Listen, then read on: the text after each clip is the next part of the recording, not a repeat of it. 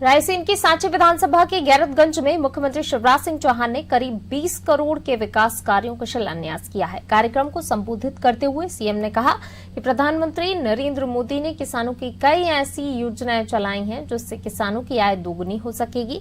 राज्यसभा सांसद ज्योतिरादित्य सिंधिया ने कहा कि देश के 70 साल के इतिहास में अगर किसानों को किसी ने असली स्वतंत्रता दी है तो वो प्रधानमंत्री नरेंद्र मोदी ने ही दी है। वहीं कार्यक्रम में उपस्थित लोगों से स्वास्थ्य मंत्री प्रभुराम चौधरी को उपचुनाव में जीत दिलाने के लिए वोट देने की शपथ भी दिलाई गई।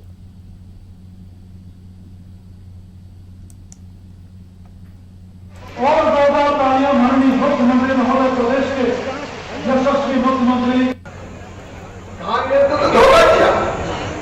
देखो मैडम सोनिया गांधी और राहुल गांधी ने लड़का कोई सा दिखाया, कोई को दिखाया, सहनाई के नाम से बदलाव, मंगलवार किसी के नाम से किया, बारात किसी की निकाली और फिर दूसरे के पार दिए। अगर कुछ मिले में तो उतरते नहीं करते कारण आप बताइए धोखा दाखिली क्या? अरे जो करता धोखा दाखिली का। कांग्रेस तो जन्मजात धोखेबाज पार्टी है। फिर भी मैं साबित किया कोई बात नहीं, ठीक है बन जाए तो बना, लेकिन विकास करे, जनता का कल्याण करे। वो विकास भूल गए, जनता का कल्याण भूल गए। मुझे क्या तकलीफ होती गंज वालों, मध्य प्रदेश के बल्लभ भवन को दलालों का अड्डा बना दिया कमलनाथ और दिग्विजय सिंह ने। दलालों का अड्डा असली गद्दार वो है जिसने किसानों का ऋण माफ नहीं किया।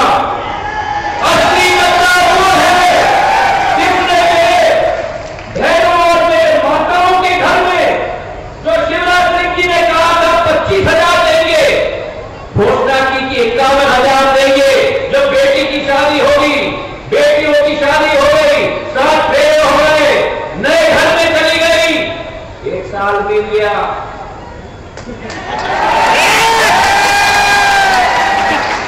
51,000 नहीं आया। असली गद्दार वो है, असली गद्दार वो है जो मेरे नौजवान दोस्तों को भुला भुला के कहा कि 4,000 रुपया भत्ता दूंगा बेरोजगारी का।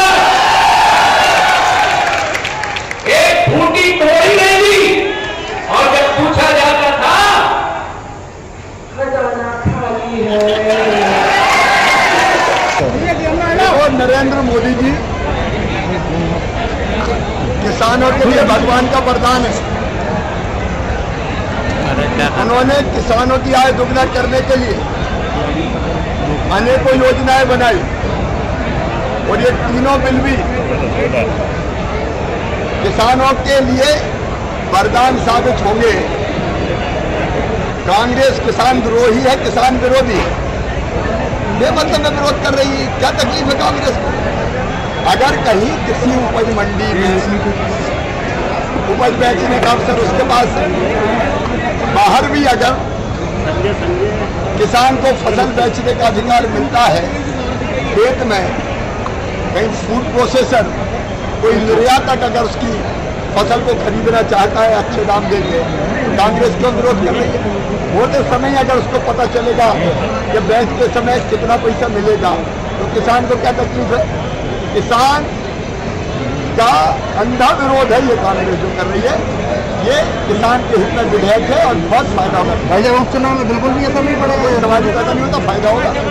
इस देश में 70 साल बाद किसानों को असली स्वतंत्रता अगर किसी ने दी है तो आदरणीय प्रधानमंत्री नरेंद्र मोदी जी ने दी है।